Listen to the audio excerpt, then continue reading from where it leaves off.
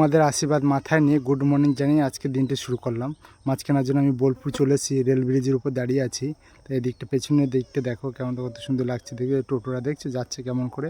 তা চলো বোলপুরে মাছ বাজারে প্রায় আমি চলে এসেছি। যে মাছ বাজারে আমাদের ভোলানাথ বাবা শিবের ভক্ত, মানে শিবের বাহনে যে বসে আছে বড় বড় 4টে ষাঁড়। তা চলো আমি মাছ বাজার চলে এসেছি, এগুলো ট্যাঙ্কির গাড়ি দাঁড়িয়ে আছে। তা আমি এইমাত্র সাইকেলটা এখানে স্ট্যান্ড করবো, স্ট্যান্ড করা হয়ে গেছে। তা চলো দেখি ভিতরে কী কী মাছ আছে আজকে। তো এইখানে দেখো এগুলো কালকেকার বাসি মাছ সাজিয়ে রেখে দিয়েছে, এই যে বিক্রি হয়নি বলে এই চলে গেল দাদাটা। এই যে মাছ দেখো কেমন করে সাজিয়ে রেখেছে, এগুলো হচ্ছে সব ট্যাঙ্কির মাছ, এই যে লাফাচ্ছে এগুলো হচ্ছে ট্যাঙ্কির মাছ। এই যে দাদা কত সুন্দর জল দিয়ে মাছ কটাকে ঝকঝক চকচকে করছে। আর এই যে ঠাকুমা সব মাছ কটা সাজিয়ে রেখে দিয়েছে। আর এই যে দাদা এই ট্যাঙ্কির মাছগুলো এই জল থেকে নামায়। তা চলো ভিতরে যেয়ে দেখি কি কি মাছ রয়েছে। তো চলো দেখি। এই যে আমাদের ক্ষুদ্রদের হাতে পাঙাশ বাছাবাছি হচ্ছে, আমাদের ছোটো বোয়াল আর কি পাঙাশ।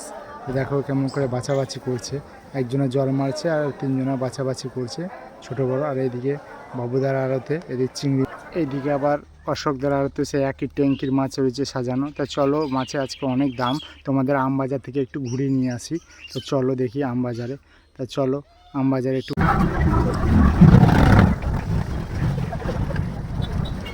এদিকে দেখো লিচুগুলো এত সুন্দর করে সাজিয়ে রেখেছে, মনে হচ্ছে কালার করে নিয়ে এসছে।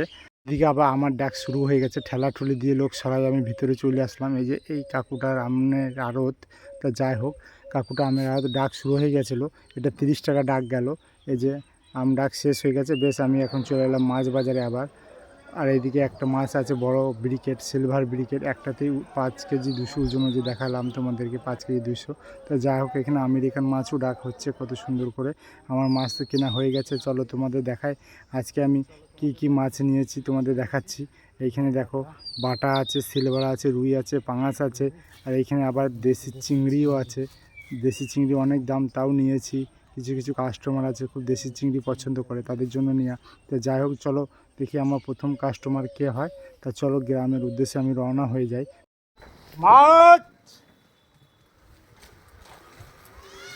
মাছ তাড়াতাড়ি শেষ হয়ে গেছে, তাই আমার গ্রামের রাস্তায় পৌঁছে গেছি। আর সবার শেষে একটাই কথা কইতে চাই, আমার মাছ কাটা ভিডিও তোমরা দেখতে পাও না কেন জানো? কেউ ভিডিও করার কেউ থাকে না, ওই জন্য তোমরা দেখতে পাও না। তাই আমি আজকে এখানে ভিডিওটা শেষ করলাম। ভিডিওটা ভালো লাগলে পরে একটা লাইক করে দিও, আর সবাই ভালো থাকো।